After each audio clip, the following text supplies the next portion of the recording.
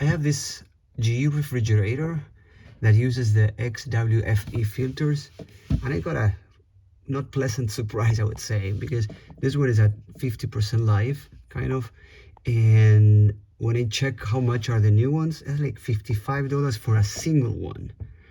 And then I started investigating that the only reason that's just, well, you can remove this. It's pretty easy to do. So when you remove this one, which the arrow is there, if you check the exact, so let's say when it was there, this is the area that was facing backwards towards a reader that is here. This thing, this silhouette that you see there, it's called RFID tag, that when you put it close to it over there, the refrigerator reads it and knows when you install it and if it should allow water to go through and all that.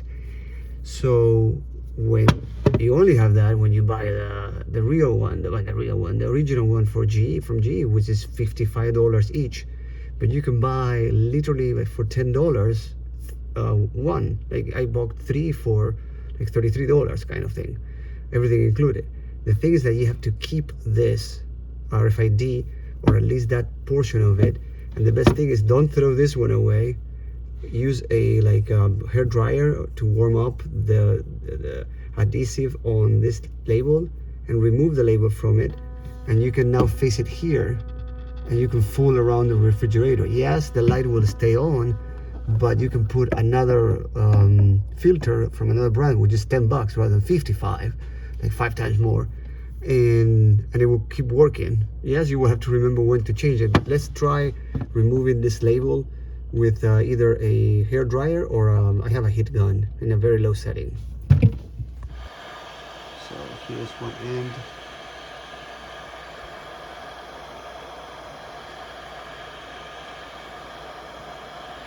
It's a very low setting on this heat gun, so you can use a hair blower.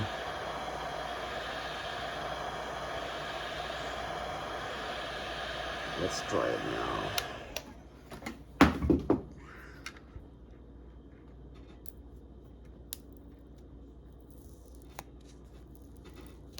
Specifically, you don't want to break this one, so I'm going to practice with this side first to see how easy it comes out.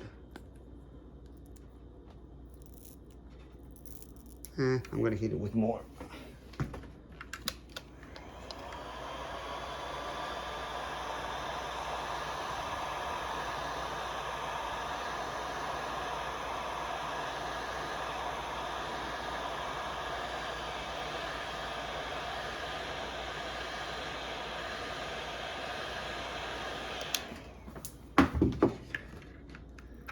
Patience.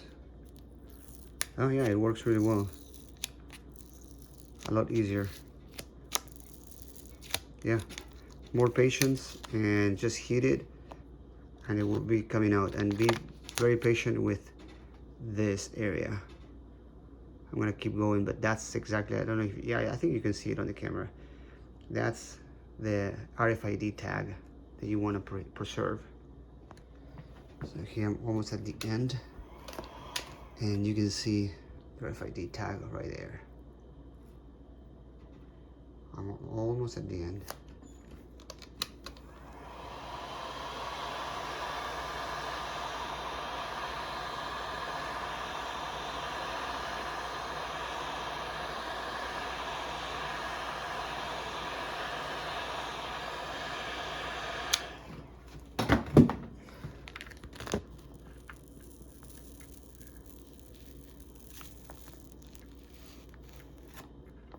There you go.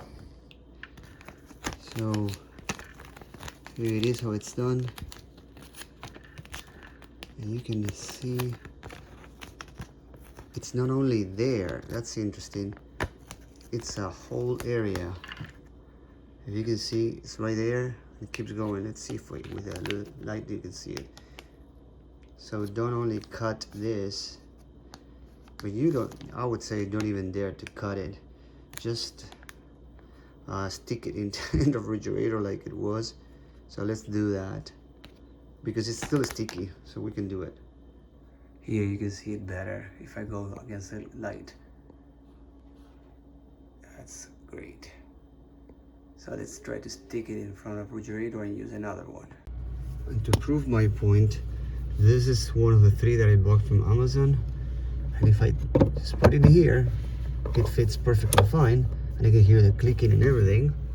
But when I click filter status, for example, it says error. And if I try to get water, I get error as well. Just wait until this disappears. Error. Okay, let's fix it. So now I put the label like this. Here's where the RFID tag was. So I put it towards this side, so you could put a label here. You could stick it on this side, and you can stick it on that side as well. And I push it, and I leave it there for pretty much ever. And I'm gonna put the other ones now. Let's see. So that's where the arrow is.